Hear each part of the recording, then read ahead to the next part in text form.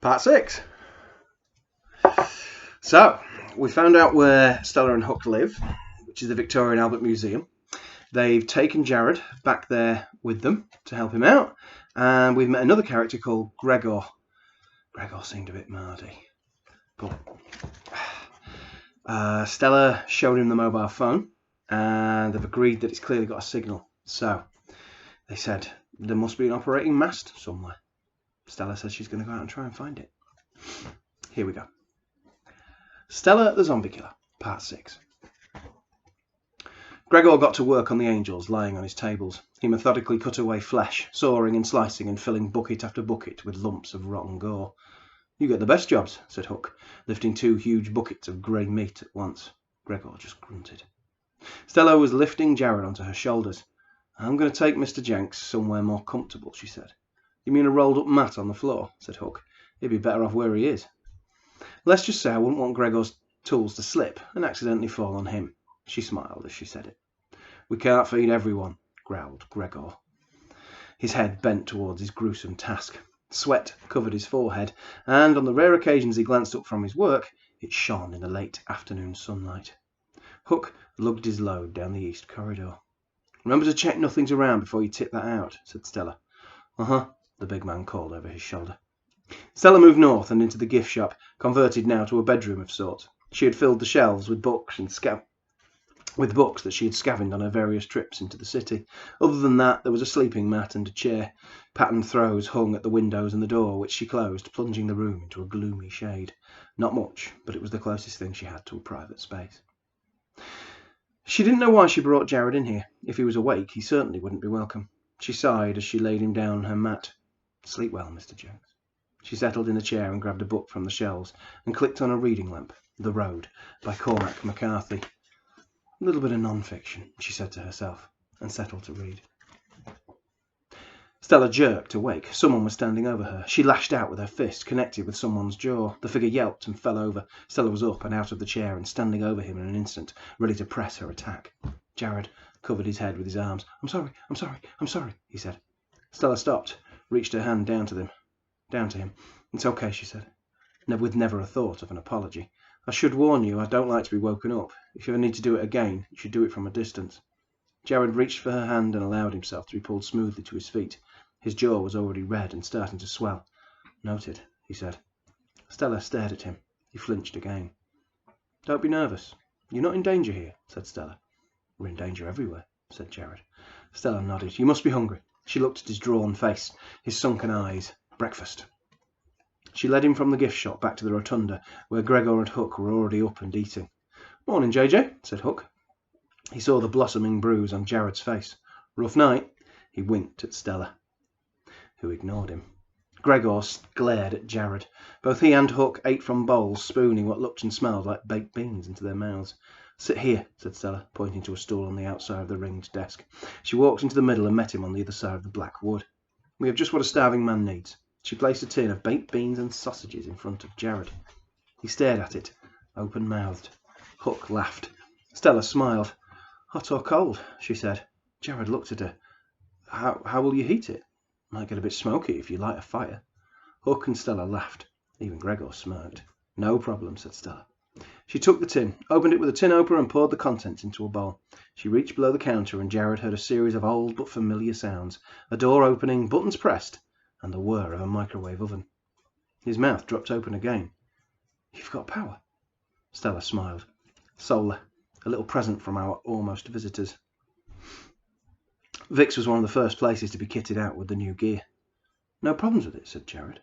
"Nothing serious so far," said Gregor. "We've had to steal a few parts from places," said Hook, smiling. "Some of the street lights don't work anymore." "It's not stealing anymore," said Jared. "No one to steal it from." His haggard face was glum again. "Wait a minute," he said. "You have working streetlights?" The other three nodded. Jared managed to look even glummer. "I've not seen a working streetlight for years." "Cheer up and eat up," said Stella, placing a steaming bowl in front of him. "So what's the plan?" said Hook. Breakfast was finished. Gregor was already busying himself at his now gore-free workstations. Hook had taken the pots away. Stella was waiting calmly, and Jared was still too stunned to speak. We tracked down a working mobile phone mast, said Gregor, speaking from behind the mechanical parts of the Angels stacked on his table. It should give us an idea of how this phone is working, what bandwidth is being used. It might even give us some idea about where the signals are coming from. That's my job, said Stella. Where do I start? Gregor shrugged. Tall buildings have them stashed away inside their roofs. Plenty of those to choose from. What about this place? Said Jared. We've cleaned it out, said Gregor, spreading his arms to take in the whole building, top to bottom. Anything techie is already down here, and I don't remember a mobile mast. Next door, then, said Stella. Front of the natural history is tall enough, and if there wasn't one in there, and if there wasn't one in here, good chance there's one in there. Not exactly a clear logic, said Gregor, but close enough. And we won't need thumpers, so we'll save a few batteries, said Stella. What are thumpers? Asked Jared. Ultrasound, said Gregor. You've heard of the mosquito devices they put in shops to clear teenagers? Jared nodded. Similar to those, we set up a thumper, and it broadcasts an ultrasonic rhythm, like a beat that we can't hear.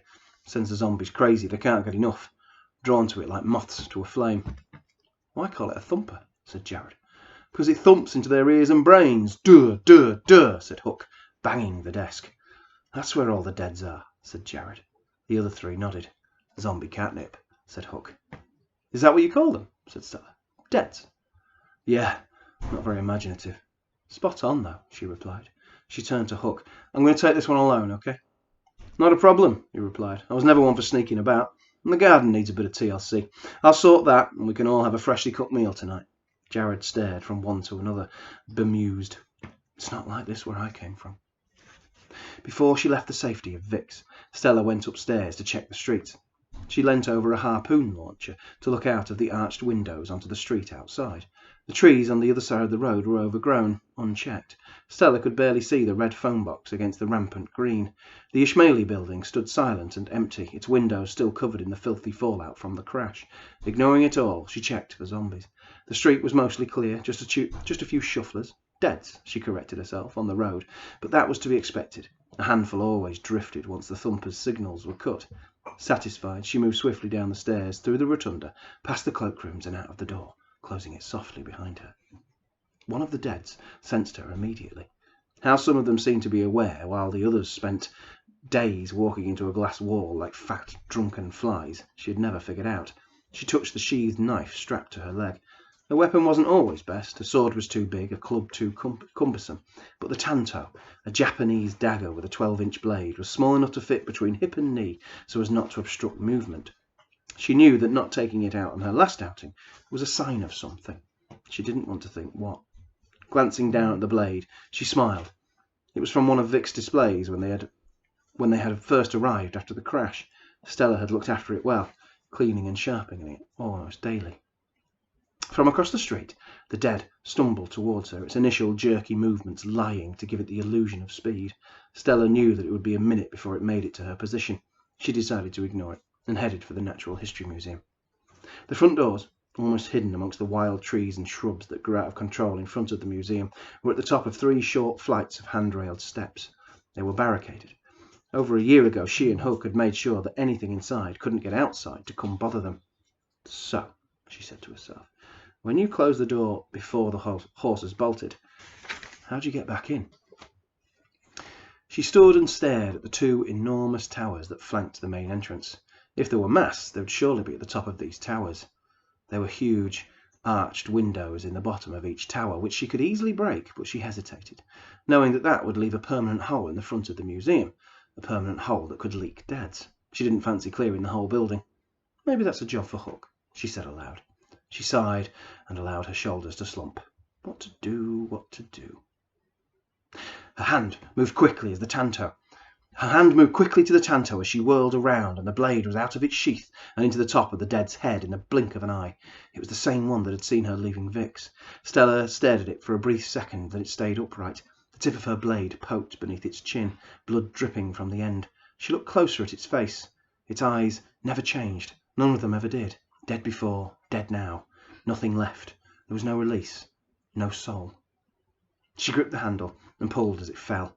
The knife came free. The dead's raggedy clothes were used to wipe the tanto clean before it was replaced in its sheath. Well, Hook could use the exercise, she said to the limp corpse. She walked forward and with one massive boot kicked a metal strut holding the handrail, stooped for the rail, twisted and snapped it away from the strut, and walked towards the window on the right. "I think I'll go through the arched window today," she said as she raised the bar high. She brought it down sword-like through the glass, shattering the entire 2.5-metre pane. Once the glass had stopped falling and the appalling noise had settled, she looked through into the room beyond. 3 deads were already shuffling their way towards the broken remains of the frame. "Hi, honeys, I'm home," she said as she leapt through the gap.